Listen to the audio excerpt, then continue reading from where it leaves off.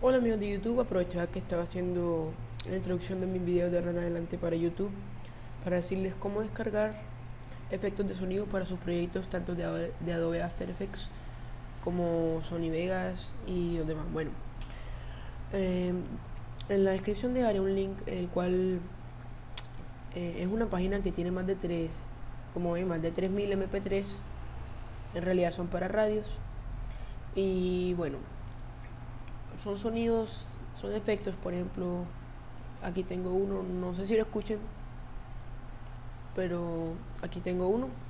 Lo que tienen que hacer es seleccionar la clase que ustedes quieran. En mi caso puse armas, pero ustedes pueden poner lo que sea, deportes, digamos.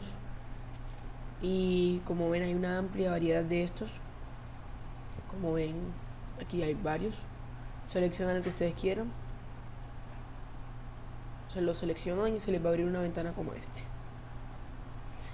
Cuando se le, bueno, este en Google Chrome, pero no sé cómo funcionaría Mozilla Firefox.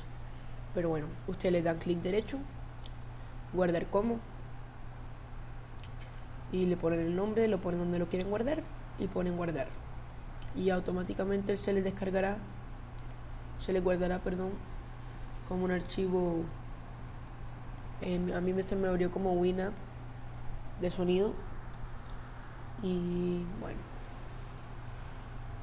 eso era todo por ahora, amigos.